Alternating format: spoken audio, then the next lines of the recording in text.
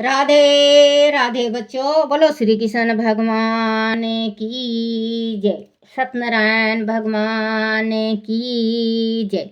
बच्चों, जैसे आपका सत्यनारायण का व्रत बीच बीच में टूट जाता है, तो आप सत्यनारायण का व्रत आप किस दिन कर सकते हो? जो आपको पूर्णमासी के दिन व्रत टूट जाता है, आप महीने से हो जाते हो, उसका मैं आज कथा के साथ सारा चीज बताऊंगी। ये सुनो अब आप ध्यान से।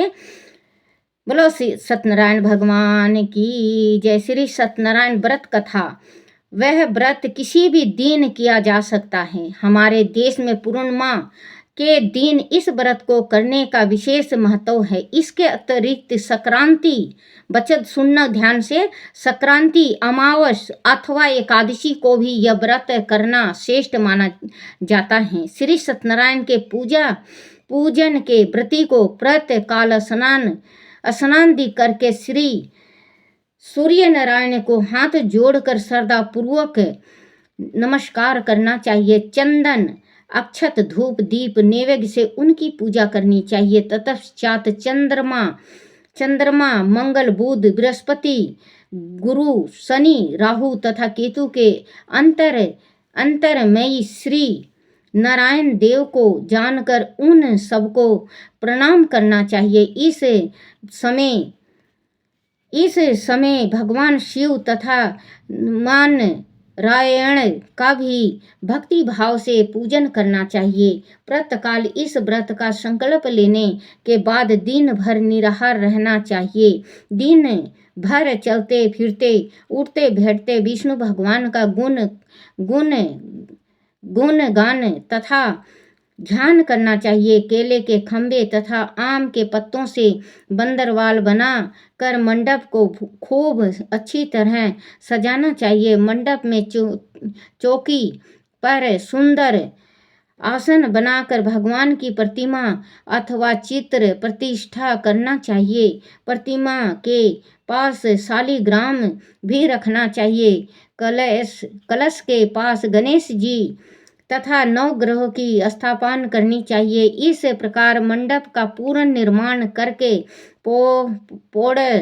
षोडशोपचार से श्री सत्यनारायण देव जी का पूजन करके ध्यान पूर्वक विद्वान तथा श्रद्धालु पंडित के श्रीमुख से कथा सुननी चाहिए। बोलो सत्यनारायण भगवान की जय। कथा। एक बार निमिषरण में तपस्या करते हुए शौनकादि महर्षियों ने तपोवन सुत जी से प्रश्न किया, भगवान ऐसा कौन सा व्रत है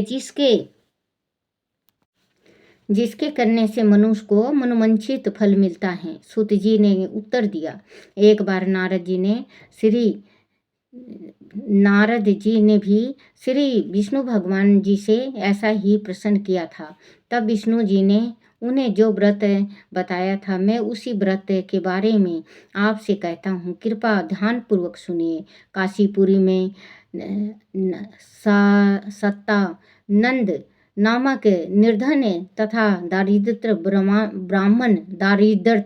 ब्राह्मण रहता था। भूख प्यास से व्याकुल होकर दर दर मांगता फिरता था। एक दिन उसकी इस दशा में व्यथित होकर विष्णु भगवान ने बूढ़े ब्राह्मण के रूप में प्रकट होकर सत्तानंद को सत्यनारायण व्रत का विधान बतलाया और अंतर ध्यान हो गए। सत्यानंद अपने मन में श्री सत्यनारायण का व्रत करने का निश्चय करके घर लौट आया। वह चिंता मगन रहा। उसे सारी रात भर नींद ना आई। सवेरे होते ही वह सत्यनारायण व्रत का संकल्प करके भिक्षा मांगने के लिए चल दिया। उस दिन उसे थोड़े से परिश्रम के पश्चात ही बहुत अधिक धन धान भिक्षा में मिल गया। उसने सायंकाल होने पर श्रद्धापूर्वक भगवान सत्यनारायण जी का विधि पूर्वक पूजन करके व्रत किया। भगवान की अनुकृपा से वह कुछ ही दिनों में धनवान हो गया। वह जीवन यापन प्रति मास श्री सत्यनारायण का पूजन करता रहा। मृत्यु के पश्चात वह विष्णु लोक में चला गया।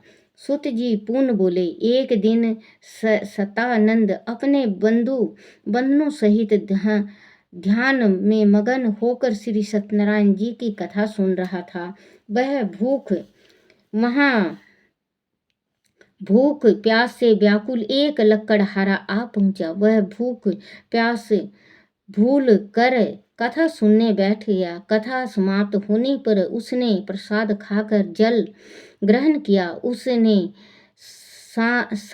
सतानंद से इस व्रत का विधान तथा प्रयोजन भी पूछ लिया। सत्यानंद ने अपनी सारी दशा उससे कह डाली।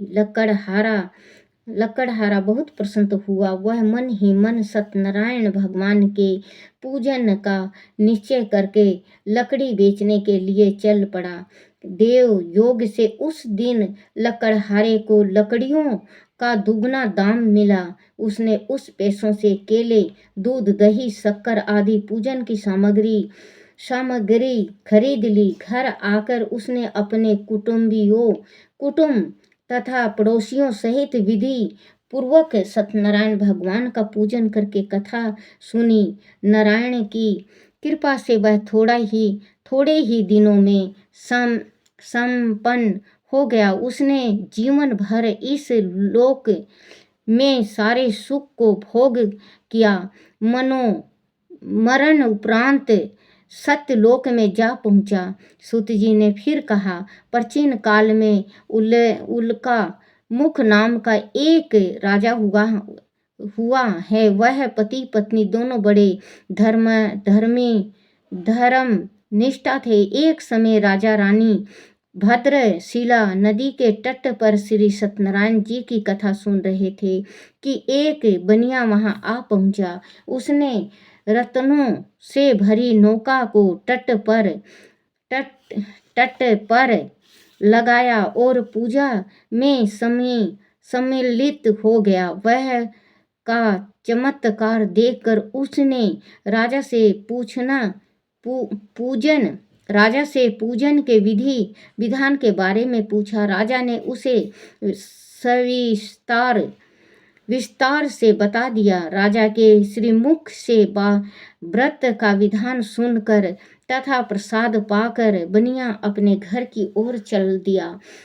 घर पहुंचते ही बनिया ने व्रत की सारी कथा अपनी पत्नी को कह सुनाई। उसने वह संकल्प किया कि संतान होने पर ही सत्यनारायण जी का व्रत अवश्य किया जाएगा। उसकी पत्नी लीलावती परम साध्वी तथा धर्मशीला थी। सत्यनारायण की परम कृपा से वह कुछ ही दिनों में गर्भवती हो गई। उसने एक कन्या को जन्म दिया। कन्या का नाम कलावती रखा गया। वह चंद्रमा की कलाओं के समान नित्य प्रति बढ़ने लगी। एक दिन अवसर पाकर लीलावती ने पति देव से श्री सत्यनारायण जी की कथा करने के लिए कहा।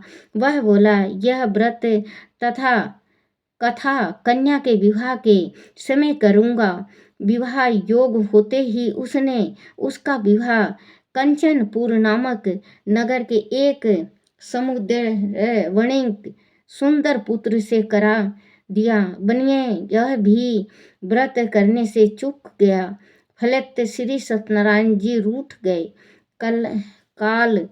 कालांतर में बनिए अपने दामाद सहित समुद्र के किनारे रतनसारपुर में व्यापार करने लगा। एक दिन वह के राजा चंद्रकेतु के खजाने में चोरी हो गई। राजा के सिपाहियों ने चोरों का पीछा किया। चोरों ने बचने का कोई उपाय न देखकर उन्होंने राजकोष से चुराए हुए धन को एक स्थान पर फेंक दिया और स्वयं भागने में सफल हो गए। जहां उन्होंने धन फेंका वही बनिए का डेरा था। सिपाही चोरों की खोज करते करते वह पहुंच गए। उन्होंने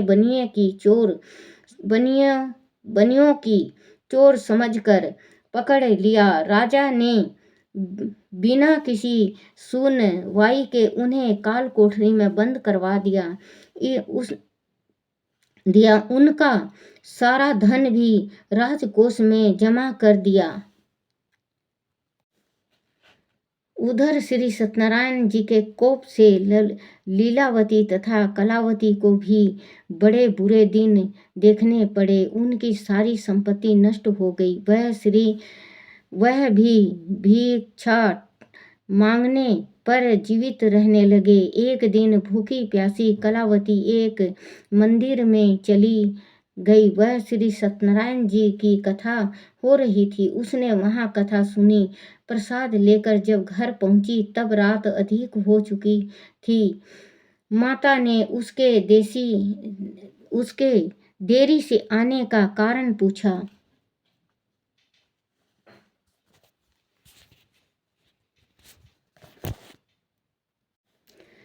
माता ने उसके देरी से आने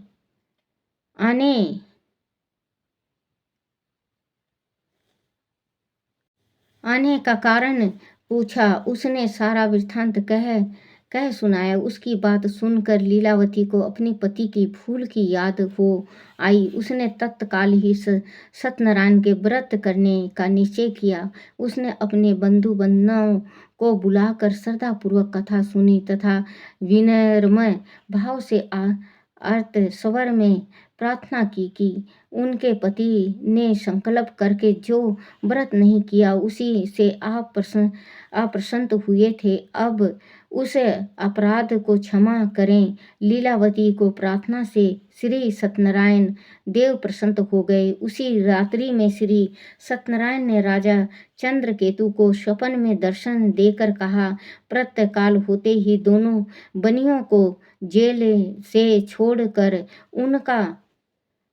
उनका लिया हुआ धन दुगना करके लौटा दे, नहीं तो तेरा सारा राज नष्ट हो जाएगा। इतना कहना था कि राजा की नींद टूट गई। तब तक नारायण अंतर ध्यान हो चुके थे। राजा को रात भर नींद न आई। सवेरा होते ही उसने उन बनियों को मुक्त करके दरबार में प्रवेश होने का आदेश दिया। ऐसी खबर पाकर दोनों कांप गए। सोच रहे थे अब जाने क्या होगा। वह डर के मारे कांप रहे थे। राजा ने उन्हें आश्वासन दिया कि घबराओ नहीं, तुमने अपने कर्मों का फल भोगना था सो भोग लिया, इसमें मेरा कोई दोष नहीं है। राजा ने उसके बाल कटवा कर सुंदर वस्त्र तथा आभूषण पहनाकर उनका लिया हुआ धन दुगना करके लौटा दिया। वह से उन्हें सम्मान पूर्वक विदा मिली। दोनों बनिए प्रसन्न होकर नौका को धन से भरकर घर की ओर चल दिए। श्री सत्यनारायण ने उनकी परीक्षा लेनी चाहिए। वह बूढ़े ब्राह्मण की वेशभूष में वह बनिए के सामने प्रस्तुत खड़े होकर पूछने लगे, तुम्हारी नौका में क्या भरा पड़ा है? महाराज, बनिए ने हंसी करते हुए उत्तर दिया, कुछ नहीं, घास पत्ते हैं। महाराज दंडी स्वामी तथास्तु कहकर आगे चल दिए। दंडित स्वामी के चले जाने के बाद बनियों ने देखा कि नौका हल्की होकर जल से ऊपर उठ गई है। वह देख कर हक्के बक्के रह गए। वह सचमुच नौका में लताएं तथा कूड़ा कचरा भरा पड़ा है। बूढ़ा बनिया तो वह सब देख कर मूर्छित होकर गिर पड़ा। दामाद बुद्धिमान था। उसने कहा, ऐसा घबराने से काम न चलेगा। वह सब दंडित ऋषि की ही शरारत है। हमने उनसे जो झूठ कहा है उसी का फल हमें मिला है। उनके चरणों में गिर हे दामाद की बात सुनकर बनिया दंडी ऋषि स्वामी के पास पहुंचकर उनके चरणों में गिर पड़ा, बार बार उनके क्षमा मांगने लगा। उन्हें गिड़गिड़ाते देखकर करुणा सागर भगवान द्रवित हो गए। उन्हें वच्छित मनमंचित वरदान दिया और अंतर्ध्यान हो गए। बनिया ने नौका को पूर्ववत धन से भरा पाया। उन्होंने वहीं पर श्री सत्यनारायण जी का पूजन किया, कथा कही, तब घर को चले।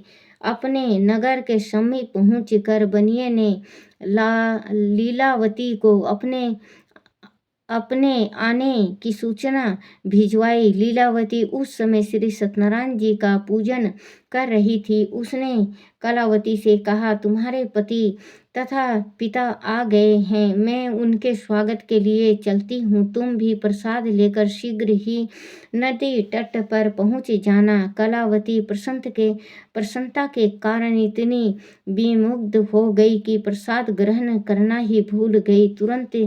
तुरंत नदी की ओर दौड़ी।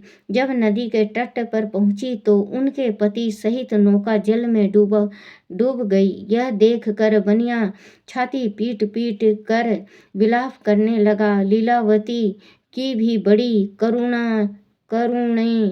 करुणाक दशा हो गई। कलावती पति की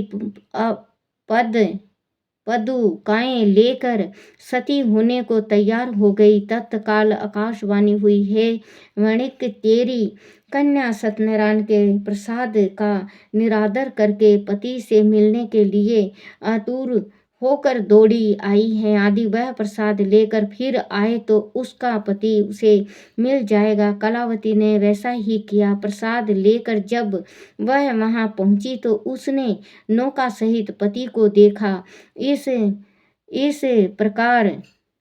इस प्रकार दामाद को देखकर सब प्रसन्न हो गए। वह घर पहुंच गए। इस वणिक परिवार ने जीवन पर्यंत श्री सत्यनारायण जी का व्रत किया तथा कथा कही। इसके पश्चात सूत जी ने बताया, एक बार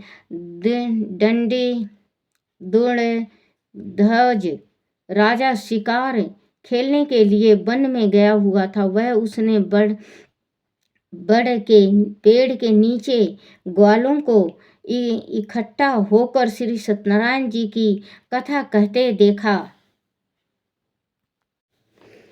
राजा ने न तो श्री सत्यनारायण जी को नमस्कार किया और न ही उन ग्वालों के दिए हुए प्रसाद को ही खाया। राजा महलों में चला गया। वह पहुंचते ही उसे मालूम हुआ कि उसके पुत्र पौत्र तथा सारी संपत्ति नष्ट हो गई है। उसे तत्काल वन की घटना स्मरण हो आई। वह पुनः वन में गया। वह ग्वालों को इकट्ठा किया, उनसे नए सिरे से कथा करवाई और प्रसाद ग्रहण किया। वह घर लौटा तो उनका सारा राज तथा राजवंश ज्यों का त्यों विद्यमान मिला। तब से वह राजा भी जीवन पर्यंत श्री सत्यनारायण जी का व्रत करता रहा। इस प्रकार श्री सत्यनारायण जी का व्रत बड़ा मंगलकारी है। इसे करने वाला सुखमय जीवन व्यतीत करता है। बोलो श्री सत्यनारायण भगवान की जय। 4 घड़े अमृत भरे, 2 कहने वाले के, 2 सुनने वाले के। बोलो सत्यनारायण भगवान की जय। अपने अपने माता पिता की जय। अपने अपने गुरुदेव महाराज की जय। विष्णु लक्ष्मी की जय।